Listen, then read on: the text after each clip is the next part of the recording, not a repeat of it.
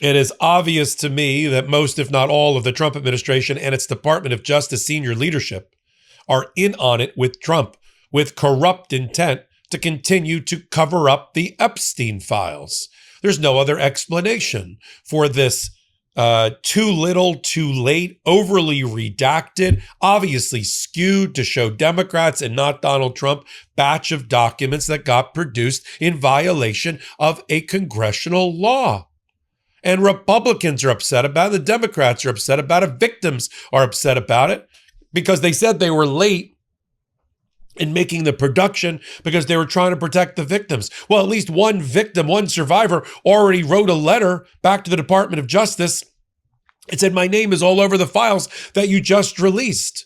So Todd Blanche, the number 2 in the Department of Justice, had to go on Sunday morning talk shows to try to explain why documents that had a connection to Donald Trump were once in the Epstein library but have been taken down.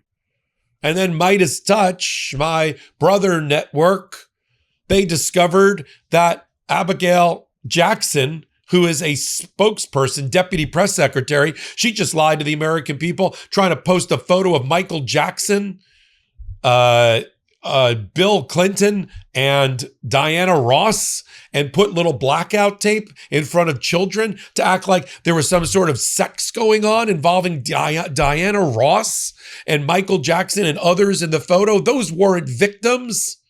Those were the children of Michael Jackson and Diana Ross. But by using blur and using little tape, it left the impression that they were trying to protect victims because you're only supposed to use the redaction to protect victims. I'm Michael Popok. We're here for it together on Legal AF. First, thank you very much. With your help from the beginning, we crossed the 1 million subscriber threshold.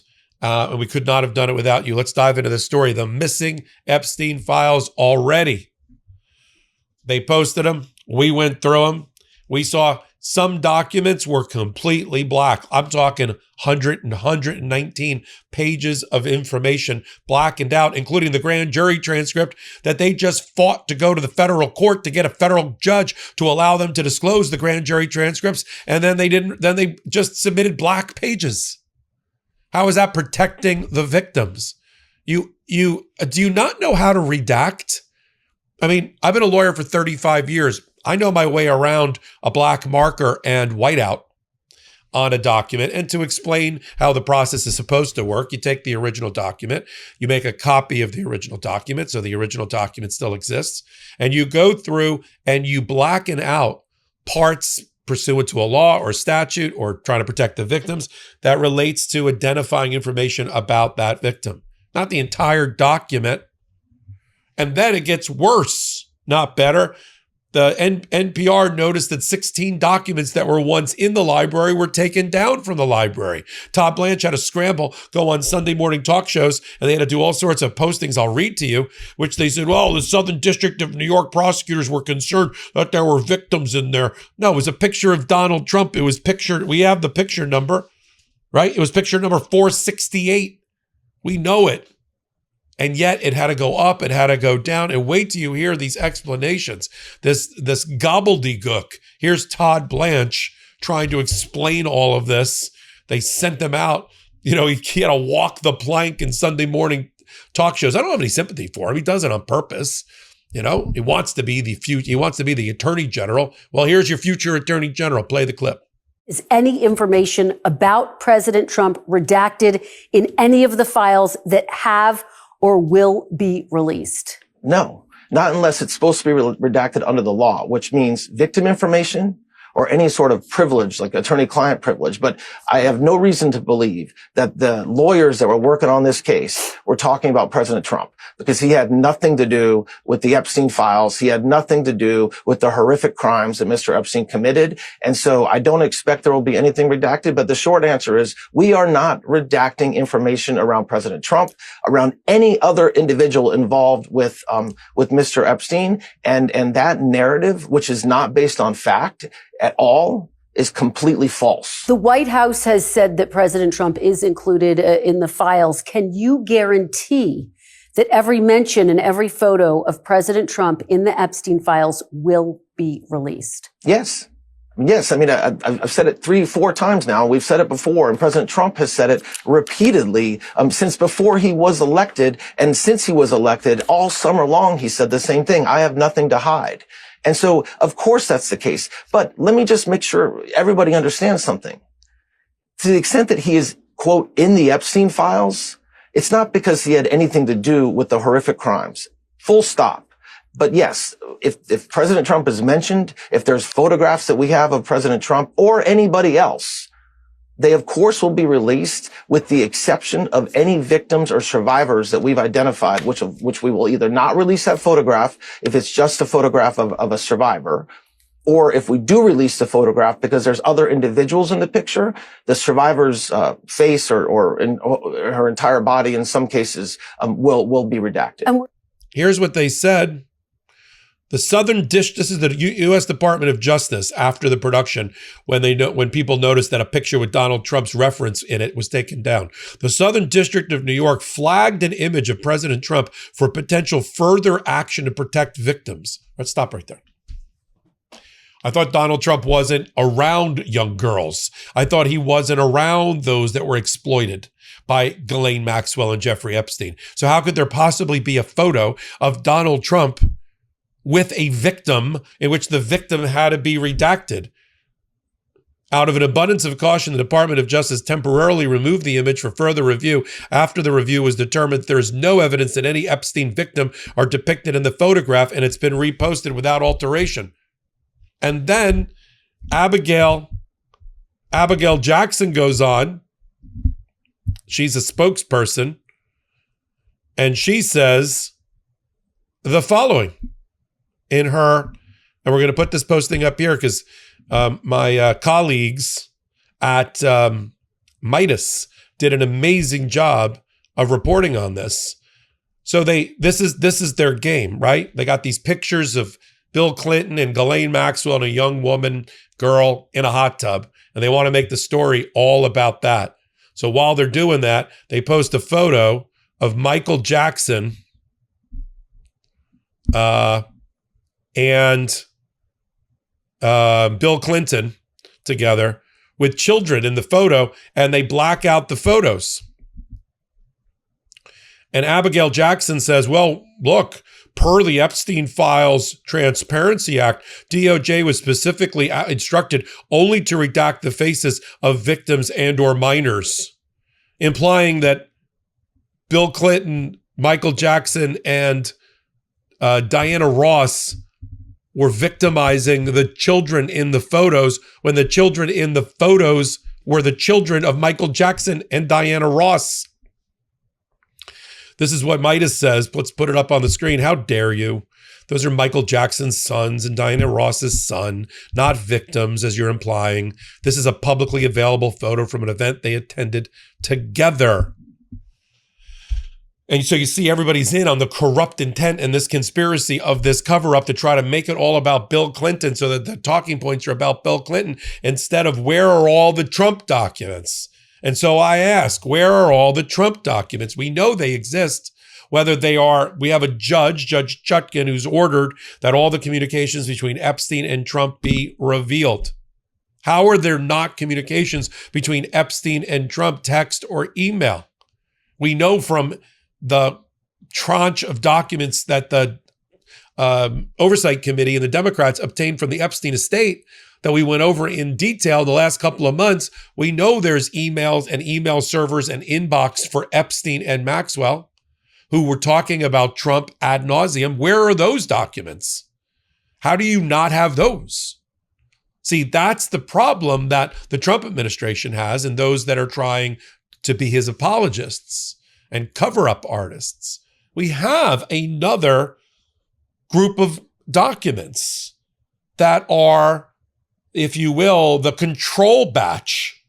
We look in the control batch if something's missing in the Epstein production. So we know, why aren't you just producing everything that's in the control batch? Why aren't you just giving us everything in the grand jury, everything that you used to go after Epstein and Maxwell in the Department of Justice boxes? You know, those Blu-ray discs and CD-ROMs and other material, hard drives related to how did you get how did the Department of Justice and the FBI get a prosecution and a conviction against Ghislaine Maxwell and stick it for 5 felony counts and for 20 years? Where's the file? Why isn't that in the first batch? Why are we looking at Diana Ross's kids being redacted and blurred as if they're doing something wrong with children? The Ro Khanna, who along with the Representative Massey in a bipartisan bill, he's the reason, along with the survivors, we're even getting these files. He had this to say about future prosecutions against people who were involved in this cover-up.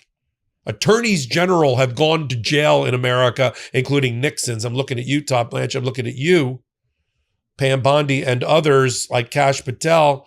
Let's play the Ro Khanna clip. And one of the things, unfortunately, we learned is that there are 1,200 survivors, according to the DOJ itself. That means, just think about it, if there are 1,200 survivors, there was more than one person committing this abuse. And what I thought should not be redacted is information about politicians or powerful people who may have been implicated. The whole point, again, if you read the law, is to say embarrassment or reputational harm cannot be a reason for redaction. Victims and survivors, if that's the excuse you heard Todd Blanche use at the top of this hot take, we're just protecting the innocent, we're protecting the victims. Well, the victims and survivors aren't happy either, because we have a report that at least one of them has sent in a letter to the Department of Justice. We'll put it up on the screen. Let me read to you from parts of it, sent via email, because the Department of Justice set up an email to counsel from, and her name is now redacted, I'm a survivor. I write to place you on formal notice of a grave and indefensible violation in the release. In that release, my name and other identifying info is disclosed publicly without proper redaction. At the same time, and astonishingly, the DOJ and FBI continue to withhold my own FBI file, despite the fact that I reported Epstein in 2009. I have an extensive FBI file arising from that report and related cooperation. The contradiction is extraordinary. And then she goes on to remind them what the law requires and that the production is internally inconsistent. Where are my own records as a reporting victim? Now, I likely know who this is, but I'm not going to out her. Not on this show. But you can sort of piece it together out there. She's not the only survivor that's taken to the airwaves. Gloria Allred is a lawyer, and civil rights lawyer. She represents a number of these victims. She went on Sunday morning talk shows along with a colleague of ours, Lisa Phillips. Now, I'm going to have Lisa Phillips on this week on Legal AF to talk about us. She's going to be doing a lot of work with us here on Legal AF moving forward on behalf of survivors like herself. She's a leader of that movement created by Donald Trump's continued victimizing of the survivors. Hakeem Jeffries is now, it's gone beyond the legal. It's into the world of the moral and the political.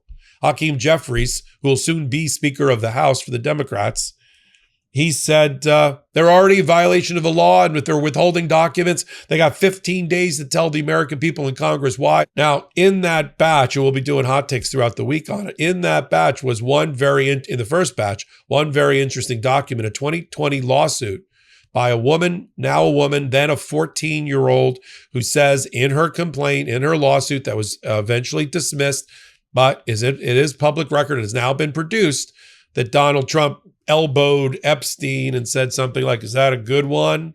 Something disgusting and lecherous and predatory. And that Epstein acknowledged the affirmative, but that the 14-year-old girl, of course, didn't have the maturity or sophistication or wherewithal at the time to realize what was going on, which it sounds like she was being sold to the highest bidder. New York Times reported in the last few days that the currency that was used for Donald Trump and Epstein were women, girls. Shout out to the New York Times. They're in the middle of a First Amendment battle with Donald Trump in a lawsuit that's pending in the Middle District of Florida. Hasn't stopped them, hasn't chilled their First Amendment expression, and it won't chill ours. We're going to continue to follow it all right here. I'm Michael Popok. Thanks for being here. Let's get to our next, whatever it's going to be, 2 million together. In the notes, there is a subscribe button. Hit the subscribe button. Come over to Legal AF Substack, where you can read a lot of our materials that we use to prepare for the hot takes. And of course, I do live reporting during the week. So until my next report, I'm Michael Popak. I'm Michael Popak, and I got some big news for our audience. Most of you know me as the co-founder of Midas Touch's Legal AF and the Legal AF YouTube channel, or as a 35-year national trial lawyer. Now, building on what we started together on Legal AF, I've launched a new law firm, the Popak Firm, dedicated to obtaining justice through compassionate and zealous legal representation.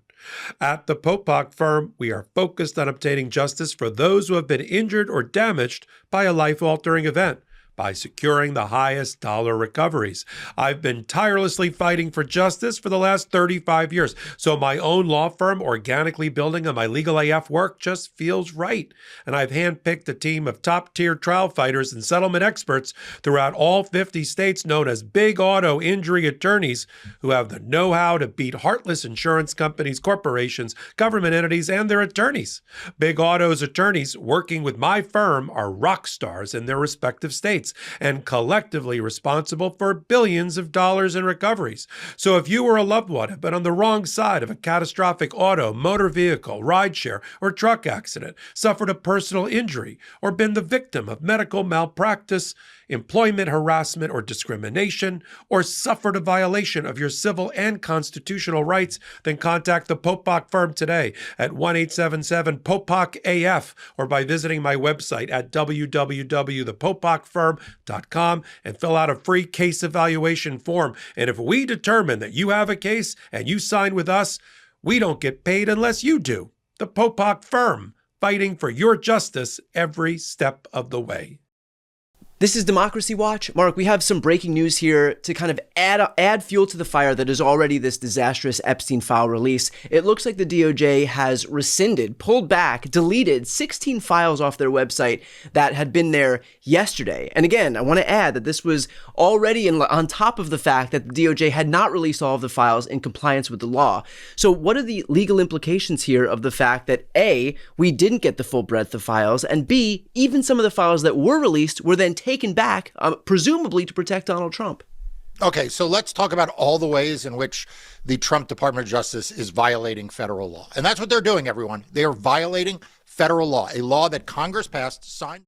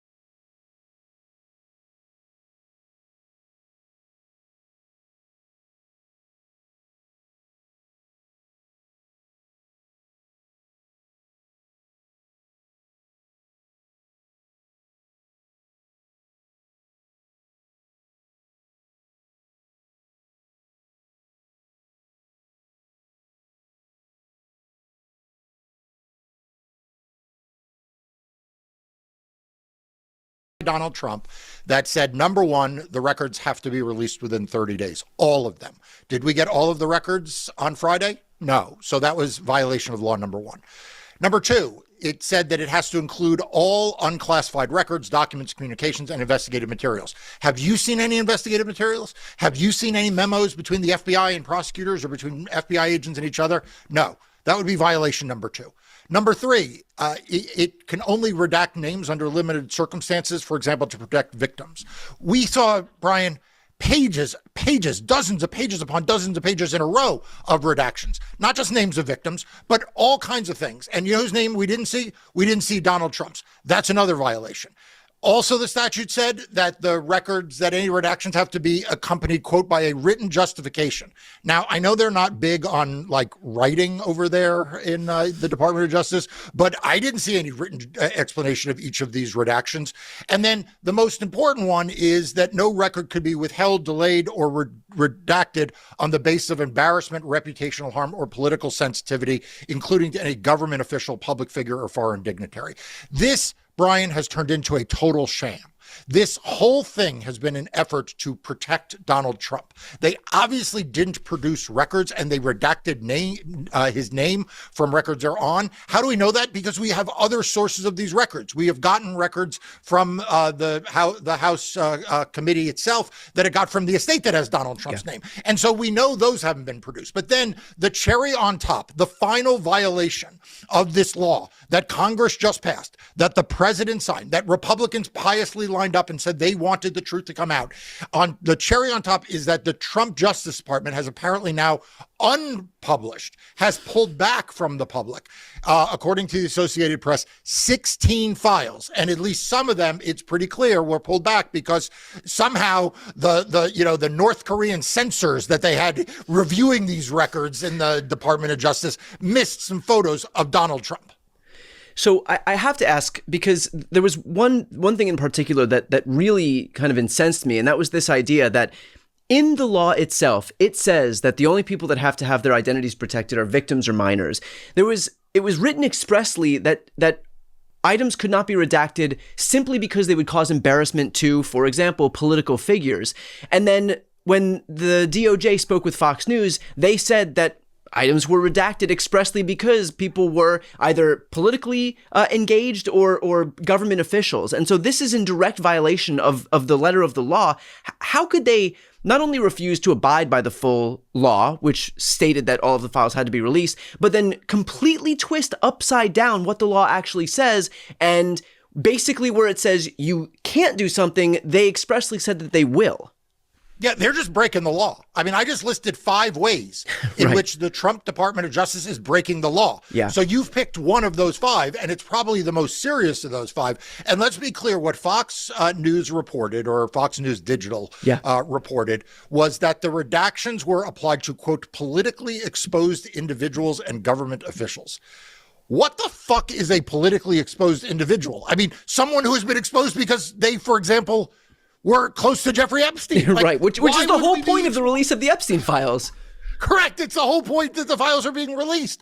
And so they are not just twisting it. They're not just like turning it on its head. They are breaking it. They are knowingly and willfully violating a federal law that was passed specifically for this purpose just 30 some odd days ago by an overwhelmingly bipartisan vote, in which all the Republicans in Congress lined up and said, oh, look at us. We stand for the release of the full Epstein files. Donald Trump signed that, and now they're breaking it. And so here are the 2 questions, Brian, that everybody out there needs to be paying attention to.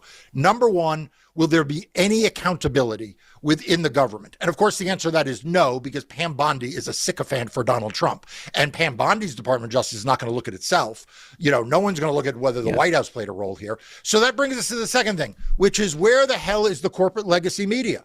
You know, these people who say that what makes them better, enough said. What they say makes them better than the rest of us. The thing that they say they can do that nobody else can do is deep investigative reporting about public corruption by the highest echelons in government and cover-ups, right? The Washington Post, right? Democracy dies in darkness. These are the Woodward and Bernstein, legacy, journalists who are ferreting out all of the cover-ups in the highest echelons of government. Where the hell are they? Where are they? We're already, more than 24 hours into this, coming on 2 days into this, where they didn't release all the files, and where it was plain from the moment the first file was released that there were redactions that violated that. Now, look, credit to the Associated Press and, my team at Democracy Docket published the fact that these records had been pulled back. So kudos to the Associated Press that figured out it was 16 of them. But, where is the rest? Where is the outrage? Why is this not leading the news on every major broadcast and the front page of every newspaper? I want to use this opportunity, by the way, to highlight the fact that you have been covering this, even in the absence of legacy media doing its job. So highly recommend for anybody who's watching right now, if you want to stay up to date on what's happening, please subscribe to Democracy Docket. That's the news outlet Mark founded to focus on everything voting and elections and what's happening right now. So I'm going to put that link right here on the screen and also in the post description of this video. If you believe that Mark and his team's voices should be elevated, this is the best way to do it.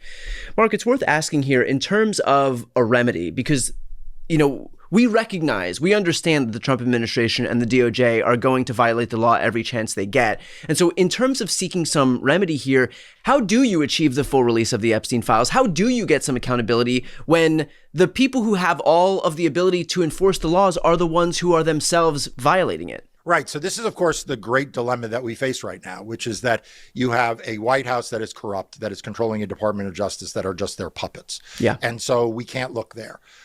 I skipped over, and it shows you how just awful and terrible Mike Johnson and the House Republicans are, and John Thune and the Senate Republicans are, that I didn't even mention the possibility that they might grow a spine. Right, because they just won't. It's that clear. Right, because the easiest thing would be for the House and the Senate leadership to sue the Trump administration, say, hey, we're Congress. We're entitled to these records, or issue subpoenas and hold people in contempt. Tell Pam Bondi she's to appear in the House or in the Senate for a deposition next week, before Christmas. You could imagine that happening, but that isn't going to happen, right? So that's off the table. DOJ is not going to do it. So it's ultimately up to us, right? It's up to you and me and other pro-democracy independent news outlets. It's up to those in the legacy media that have the spine in the backbone, like the Associated Press, to call this out. And ultimately, it's up to the viewers, like people like you who are watching this video, to use this to catalyze a pro-democracy movement for 2026. We're on the eve of an election year, and the way in which this will change is through the ballot box. And yes, there are going to be a lot of obstacles. There's going to be a lot of misinformation. There's going to be a lot of efforts by Republicans to suppress the vote, probably engage in election subversion. But ultimately, we need you to be out there telling people about what is going on, because the legacy media is not doing its job. We need you to support people like Brian Tyler Cohen by subscribing to this channel and hitting the bell to make sure you are kept informed when he and I post new videos and others post, and he posts other new videos on his channel. And it's up to you to make sure you are registered to vote, your friends and families are registered to vote, and that everybody keep their eye on the ball this next November. And I'll just note, for those who are not yet subscribed to this channel, I'm going to put a link right here on the screen so you can go ahead and subscribe. Mark, I have to ask kind of a political question here. Doesn't the Trump administration recognize that by virtue of prolonging this cover-up, all they're doing is increasing the pain for themselves? We can all see what's happening. We can all see when they release, a fraction of the Epstein files, already bad enough, but then the files that they do release, heavily redacted, and just page after page, there were grand jury transcripts with the whole thing, 100% of them were redacted. Don't they recognize that they're just adding to this narrative that they are already participating in a cover-up? Yes, they are. And so you have to ask why. Right. So there are, I think, two reasons, both of which are true. The first is they have decided that this is an instance where the cover-up is not worse than the crime, right? Everyone always says that the cover-up is always worse than the crime. No, that's actually not true. Sometimes the crime's really bad. And so the cover-up is actually better than acknowledging what's underneath. As crappy as the